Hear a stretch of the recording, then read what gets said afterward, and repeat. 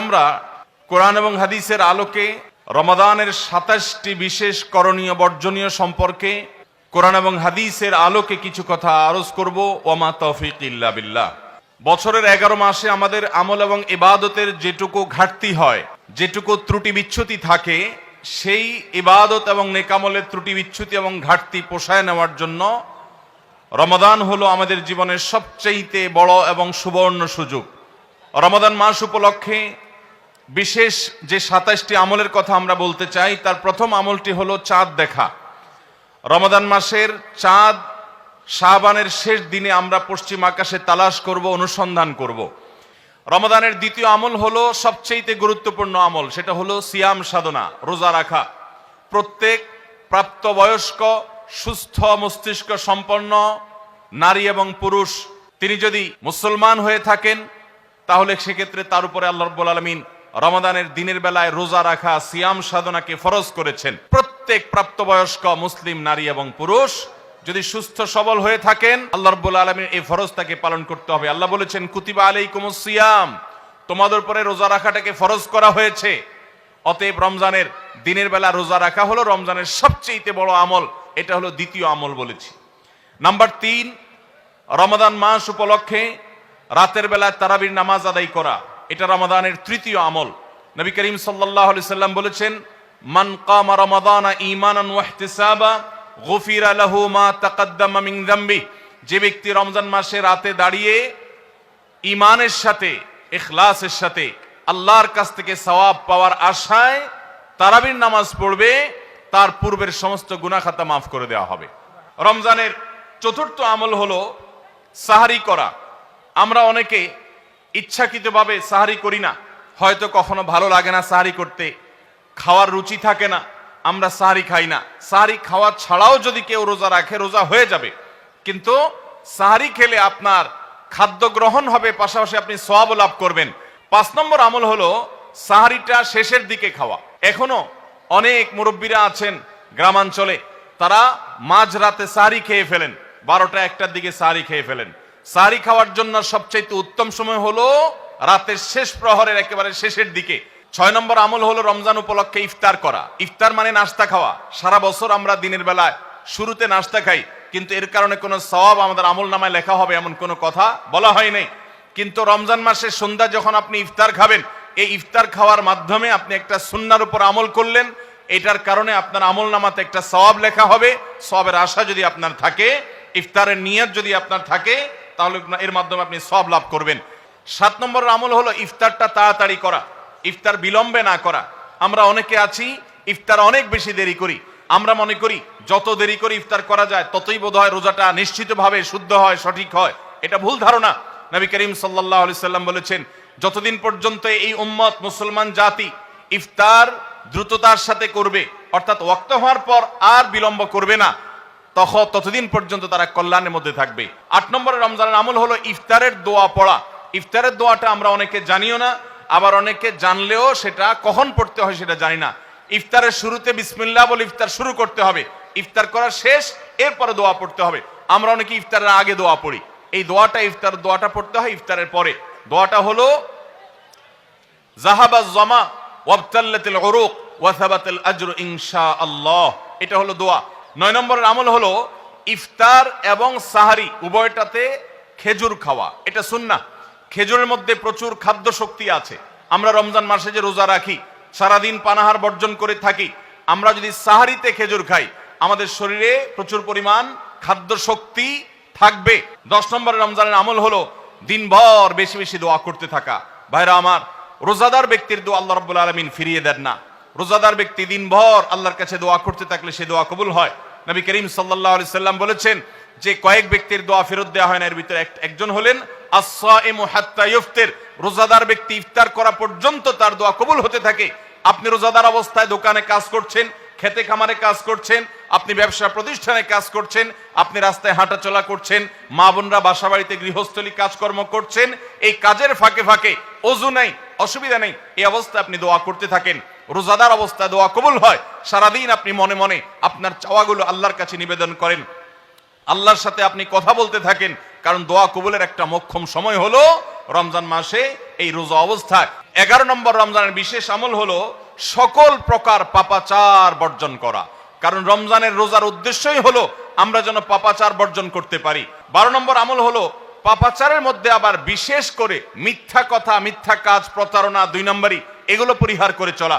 এগুলো অন্য সময় তো পরিহার করতেই হবে, রমজানে আরো বিশেষ গুরুত্বের সাথে পরিহার করতে হবে।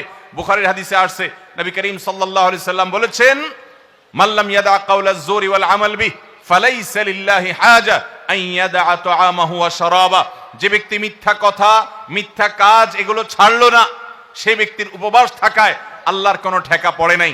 অর্থাৎ তার এই রোজা থাকাটা উপোস থাকা ছাড়া কিছুই নয়। 13 নম্বর আমল হলো স্পেশালি ঝগড়াঝাটি থেকে বিরত থাকা।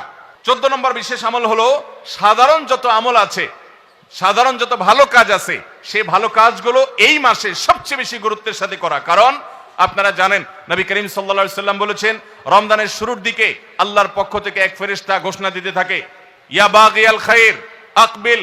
তোমাদের মধ্যে কেউ কি কোনো কল্যাণের পথে চলতে চায়, এমন কোন মানুষ আছে যে কল্যাণকামী, যে ভালো কাজ করতে চায়, তাহলে সে যেন অগ্রসর হয়। কারণ ভালো কাজ করার মৌসুম এসেছে, সময় এসেছে, সুবর্ণ সুযোগ এসেছে। এটা আমল করার সময়, এটা নিজের আমল নামার শূন্য স্থানগুলো পূরণ করার সময়, এটা জান্নাতের পথে এগিয়ে যাওয়ার সময়। অতএব যত নেক আমল আছে, সেটা যেই ধরনেরই হোক না কেন, সকল ভালো কাজ সবচেয়ে বেশি করতে হবে এই রমজান মাসে। 15 নম্বর আমল হলো খুব গুরুত্বের সাথে ইস্তেগফার করা, আল্লাহর কাছে গুনাহ মাফ চাওয়া। এটা হলো 15 নম্বর আমল, যে গুনাহগুলো মাফ করাবো, জাহান্নাম থেকে মুক্তির পরোয়ানা দেয়া হয়, সেটি আমার নামটা যেন সেই তালিকায় যায়, সেই চেষ্টা আমরা করব প্রতিদিন।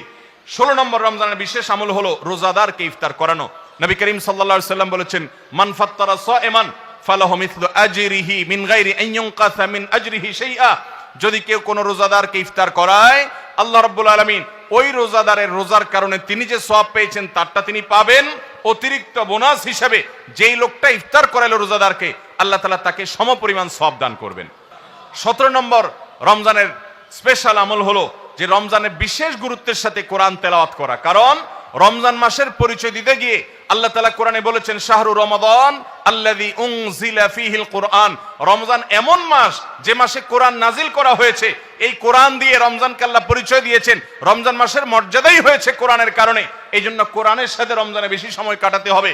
কোরআনের হালাকা করবেন, কোরআনের মজলিস করবেন, কোরআন শিক্ষার আসর করবেন, ইমাম সাহেব মুয়াজ্জিন সাহেবকে দিয়ে প্রতিটা মসজিদে মসজিদে মুসল্লিরা কোরআন শুদ্ধ করবেন, বিশুদ্ধ করে তেলাওয়াত করবেন। কোরআন প্রতিদিন একটু একটু করে তেলাওয়াত করবেন। সম্ভব হলে গোটা রমজানে কমপক্ষে একটা বার কোরআন পড়ে শেষ করবেন। 18 নম্বর আমল হলো কোরআন তেলাওয়াত করার আমল। আমরা সবাই জানি, কিন্তু কোরআন রমজান মাসে নবী করিম সাল্লাল্লাহু আলাইহি সাল্লাম শোনাশুনি করতেন, এটা আমরা অনেকে জানি না। জিবরিল আলাইহিস সালামের সাথে নবী করিম সাল্লাল্লাহু আলাইহি সাল্লাম কোরআন শোনাশুনি করতেন। তিনি জিবরিলকে শোনাতেন, জিবরিল তাকে শোনাতেন। এই জন্য রমজান মাসে আপনি কোরআন তেলাওয়াত করে আপনার স্ত্রীকে শোনান, স্ত্রী তেলাওয়াত করবে, আপনি শুনেন, আপনি অন্য কারোর সাথে এভাবে শোনাশুনি করেন। 19 নম্বর আমল হলো সাদাকা করা, দান করা। 20 নম্বর আমল হলো সাহরি খেতে আমরা যখন উঠি তখন একটু তাহাজ্জুদের নামাজ পড়া, একটু দোয়া করা। এই সুযোগটা 11 মাস আমাদের হয় না। তাহাজ্জুদের নামাজ এত গুরুত্বপূর্ণ যে কোরআনে কারিমে আল্লাহ রাব্বুল আলামিন এই নফল আমলের নির্দেশ করেছেন, অমিনাল লাইলি ফাতাহাজ্জাদ বিহি নাফিলাতাল লাক। রাতের কিছু অংশ নফল হিসাবে তুমি তাহাজ্জুদ পড়ো। ভাইরা আমার, 5 ওয়াক্ত নামাজের জন্য ডাকে মুয়াজ্জিন আজানের মাধ্যমে, আর তাহাজ্জুদের জন্য ডাকেন স্বয়ং আল্লাহ রাব্বুল আলামিন। 21 নম্বর আমল হলো আল্লাহ যাদেরকে সামর্থ্য দিয়েছেন তারা উমরা করবেন। রমজানে উমরার ফজিলত হলো, নবী করিম সাল্লাল্লাহু আলাইহি সাল্লাম বলেছেন, উমরাতুন ফি রমাদান তাআদিলু হাজ্জা। রমজানের একটা উমরা একটা হজের সমতুল্য। 22 নম্বর আমল হলো রমজানে দিনের বেলা রোজা রেখে বেশি বেশি মেসওয়াক করবেন। আমরা অনেকে এটা জানি না যে রোজা রেখে মেসওয়াক করা যায়। আমরা বরং অনেকে মেসওয়াক করি না যে রোজা দুর্বল হয় কিনা। অথচ আম্মাজান আয়েশা রাদিয়াল্লাহু তাআলা আনহা বলেছেন যে আমি নবী করিম সাল্লাল্লাহু আলাইহি সাল্লামকে রমজান মাসে রোজা রেখে এত বেশি পরিমাণে মেসওয়াক করতে দেখেছি যে গুণে শেষ করা যাবে না। এই জন্য রমজান মাসে আপনার পকেটে মেসওয়াক থাকতে হবে। 23 নম্বর আমল হলো রমজানের শেষ 10টা দিন ইতিকাফে বসে যাওয়া। যাদের তৌফিক আছে মসজিদে ইতিকাফে বসে যাবেন। 24 নম্বর আমল হলো রমজানের শেষ দশকে বেশি বেশি ইবাদত করার চেষ্টা করা। বুখারী শরীফে আসছে, নবী করিম সাল্লাল্লাহু আলাইহি সাল্লাম সম্পর্কে আম্মাজান আয়েশা বলেছেন, ইদা দাখালাল আশর, রমজানের শেষ 10 দিন যখন শুরু হতো তখন নবী সাল্লাল্লাহু আলাইহি সাল্লাম কি করতেন? আইকাজ আহইয়া লাইলা, সারা রাত আর ঘুমাতেন না। শেষ 10 দিন সারা রাত ঘুমাতেন না। ওয়াসাদ্দা মিযরা, কোমর বেঁধে নিতেন। ওয়াইকাদা আহলা, এবং তার পরিবারকে তিনি জাগিয়ে তুলতেন। আরেক হাদিসে আসছে নবী সাল্লাল্লাহু আলাইহি ওয়াসাল্লাম বলেছেন, কারণ নবী সাল্লাল্লাহু আলাইহি ওয়াসাল্লাম ইযা দাখালাল আশর ইয়াজতাহিদু ফীহি মা লা ইয়াজতাহিদু ফী গায়রি। নবীজির জীবনে কখনো ইবাদতের জন্য এত চেষ্টা করতেন না যত চেষ্টা করতেন রমজানের শেষ দশকে ইবাদতের জন্য। 25 নম্বর আমল হলো লাইলাতুল কদর তালাশ করা। নবী করিম সাল্লাল্লাহু আলাইহি ওয়াসাল্লাম বলেছেন, তাহাররু লাইলাতুল কদর ফিল ভিত্রি মিনাল আশরিল আওয়াখির মিন রমাদান। তোমরা রমজানের শেষ দশকের বেজোড় রাতগুলোতে লাইলাতুল কদর বেশি বেশি করে তালাশ করো। বেজোড় রাতগুলোতে বেশি বেশি, শেষ দশকের প্রত্যেক রাতেই জেগে জেগে ইবাদত করা কদর হতে পারে সে আশায়। কদরের একটা রাত যদি ইবাদত করতে পারেন আপনি, তাহলে 1000 মাস ইবাদতের চাইতে বেশি উত্তম হবে, আপনার আমলনামাতে সওয়াব বেশি জমা হবে। 25 নম্বর আমল হলো লাইলাতুল কদর তালাশ করা। শেষ দশকের সবগুলো রাতে, সম্ভব না হলে বেজোড় রাতে। আল্লাহ আমাদেরকে তৌফিক দান করুন। আর 26 নম্বর আমল হলো লাইলাতুল কদর যদি আমরা পেয়ে যাই, মনে হয় যে এটা লাইলাতুল কদর হতে পারে, তাহলে একটা বিশেষ দোয়া পড়া। দোয়াটা হলো আল্লাহুম্মা ইন্নাকা আফুউন তুহিব্বুল আফওয়া ফাআফু আন্নি। হে আল্লাহ, আপনি ক্ষমাশীল, আপনি ক্ষমা করতে ভালোবাসেন, পছন্দ করেন, আপনি আমাকে ক্ষমা করুন। এই দোয়াটা পড়বো তো ইনশাআল্লাহ। 27 নম্বর এবং সর্বশেষ আমল হলো রমজানের শেষে, ঈদের চাঁদ দেখা যাওয়ার পর অথবা ঈদের চাঁদ দেখা যাওয়ার একদিন আগেও করা যায়, ফিতরা আদায় করা, গরিবদের বাসায় খাদ্য পৌঁছে দেওয়া। এটা কেন করব? নবী করিম সাল্লাল্লাহু আলাইহি ওয়াসাল্লাম বলেছেন, যাকাতুল ফিত্রে তুহরাতান লিস-সাইমি আনিল লাগবি ওয়ার রাফাস ওয়া তু'মাতাল লিল মাসাকিন। ফিতরা এটা হলো দুইটা উদ্দেশ্যে। এক হলো রোজা রেখে আমাদের যে ছোটখাটো ভুল ত্রুটি হয়, অনর্থক কথা হয়ে যায়, এগুলো থেকে রোজাটাকে পরিচ্ছন্ন করার জন্য সদকায়ে ফিতর বা আমরা যে ফিতরা দেই এটা ভূমিকা রাখে, এটা কার্যকর হয়, আমাদের রোজাকে ত্রুটিমুক্ত করে দেয়, রিফাইন্ড করে দেয়। আর দ্বিতীয়ত হলো ঈদের দিন গরিব দুঃখীদের বাসায় খাবারের নিশ্চয়তা এনে দেয়।